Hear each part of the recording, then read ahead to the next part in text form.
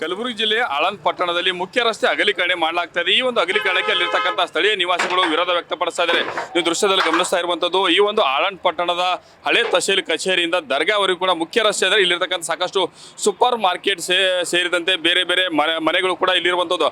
ಆದರೆ ಇದೀಗ ಈ ಒಂದು ಅಂಗಡಿಗಳನ್ನ ಏನು ತೆರವು ಮಾಡೋದಕ್ಕೆ ಅಂದರೆ ರಸ್ತೆ ಅಗಲೀಕರಣ ಮಾಡೋದಕ್ಕಾಗಿ ಆಳಂದ್ ಪುರಸಭೆ ಮುಂದಾಗಿರುವಂಥದ್ದು. ಈಗಾಗಲೇ ಸುಮಾರು 30-40ಕ್ಕೂ ಹೆಚ್ಚು ಅಂಗಡಿ ಮುಂಗಟ್ಟುಗಳನ್ನು ಕೂಡ ಒಡೆದು ಹಾಕಿರುವಂಥದ್ದು. ಮತ್ತೊಂದು ಕಡೆ ಕೆಲವೊಂದಿಷ್ಟು ಅಕ್ರಮವಾಗಿ ರಸ್ತೆ ಬದಿಯಲ್ಲಿ ಮನೆಗಳನ್ನು ಕಟ್ಟಿಕೊಂಡು ವಾಸ ಮಾಡ್ತಾರೆ, ಅವೆಲ್ಲವನ್ನು ಕೂಡ ತೆರವು ಮಾಡುವಂತ ಕೆಲಸ ಕೂಡ ಮಾಡಲಾಗ್ತದೆ. ನೀವು ದೃಶ್ಯದಲ್ಲಿ ಗಮನಿಸ್ತಾ ಇರುವಂತದ್ದು ಪುರಸಭೆಯಂತೆ ಕಲಬುರಗಿ ಜಿಲ್ಲಾಡಳಿತದಿಂದಾಗಿ ಈ ಒಂದು ತೆರವು ಕಾರ್ಯ ಸದ್ಯಕ್ಕೆ ನಡೀತಾ ಇರುವಂತದ್ದು.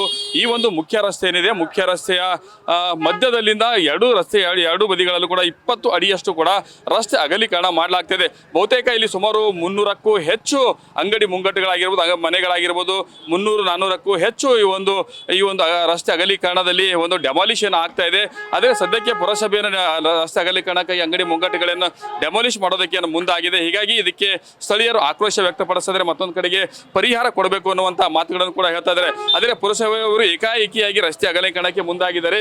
ಕೇವಲ 1 ತಿಂಗಳಲ್ಲಿಯೇ 3-4 ನೋಟಿಸ್ ಕೊಟ್ಟು ಈ ಒಂದು ಅಂಗಡಿ ಮುಂಗಟ್ಟುಗಳನ್ನು ಒಡೆಯೋದಕ್ಕಾಗಿ ಮುಂದಾಗಿದ್ದಾರೆ ಅನ್ನುವಂಥ ಆಕ್ರೋಶ ಕೂಡ ವ್ಯಕ್ತಪಡಿಸ್ತಾ ಇದ್ದಾರೆ. ದೃಶ್ಯದಲ್ಲಿ ಗಮನಿಸ್ತಾ ಇರುವಂಥದ್ದು ಕೆಲವೊಂದಿಷ್ಟು ಅಂಗಡಿ ಮುಂಗಟ್ಟುಗಳು ಇಟ್ಕೊಂಡಿರ್ತಕ್ಕಂಥ ಜನರು ಕೂಡ ಸ್ವಯಂ ಪ್ರೇರಿತರಾಗಿ ಒಂದು ತೆರವು ಮಾಡುವಂಥ ಕೆಲಸಕ್ಕೆ ಮುಂದಾಗಿದ್ದಾರೆ. ಮತ್ತೊಂದು ಕಡೆ ಇಲ್ಲಿರ್ತಕ್ಕಂಥ ಸ್ಥಳೀಯ ನಿವಾಸಿಗಳು ಅಂದ್ರೆ ಸಾಕಷ್ಟು ತಲೆತಲಾಂತರಗಳಿಂದ ಕೂಡ ನಾವು ಈ ಒಂದು ಜಾಗದಲ್ಲಿ ಒಂದು ಬಿಸಿನೆಸ್ ಮಾಡ್ಕೊಂಡು ಅಂಗಡಿ ಮುಂಗಟ್ಟುಗಳು ಇಟ್ಕೊಂಡು ವ್ಯಾಪಾರ ಮಾಡ್ಕೊಂಡು ಬಂದಿದ್ದು, ಇಲ್ಲೇ ಕೂಡ ವಾಸ ಮಾಡ್ತಾ ಇದೀವಿ. ಹೀಗಾಗಿ ನಮಗೆ ಭಾವನಾತ್ಮಕ ಸಂಬಂಧ ಇದೆ ಅನ್ನುವಂಥ ಮಾತುಗಳನ್ನು ಕೂಡ ಇಲ್ಲಿರ್ತಕ್ಕಂಥ ಸ್ಥಳೀಯರು ಹೇಳ್ತಾ ಇದ್ದಾರೆ.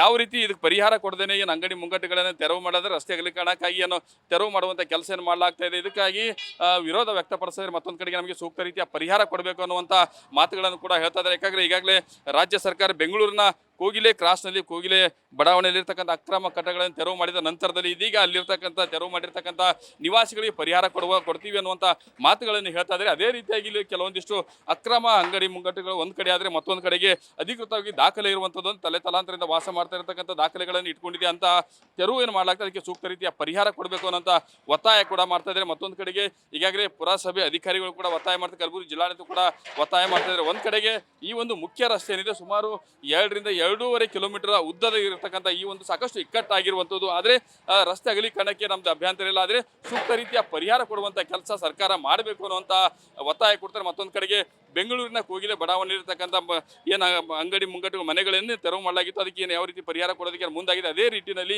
ಇಲ್ಲಿ ತಾರತಮ್ಯ ಮಾಡುವಂಥ ಕೆಲಸ ರಾಜ್ಯ ಸರ್ಕಾರ ಮಾಡಬಾರ್ದು. ಇಲ್ಲಿಯೂ ಕೂಡ ರಸ್ತೆ ಅಗಲೀಕರಣಕ್ಕೆ ಅಂಗಡಿ ಮುಂಗಟ್ಟುಗಳನ್ನು ತೆರವು ಮಾಡೋದಕ್ಕೆ ಮುಂದಾಗಿದೆ, ಅದಕ್ಕೆ ಸೂಕ್ತ ರೀತಿಯ ಪರಿಹಾರ ಕೊಡಬೇಕು ಅನ್ನುವಂಥ ಮಾತುಗಳಂದ್ರೆ ಅಭಿಪ್ರಾಯ ವ್ಯಕ್ತಪಡಿಸಿ ತಮ್ಮ ಆಕ್ರೋಶವನ್ನು ಕೂಡ ವ್ಯಕ್ತಪಡಿಸ್ತಾ ಇದ್ದಾರೆ. ಕ್ಯಾಮರಾ ಪರ್ಸನ್ ಶರಣು ಜೊತೆ ಬಜರಂಗಿ ನ್ಯೂಸ್ ಫಸ್ಟ್ ಆಳಂದ್.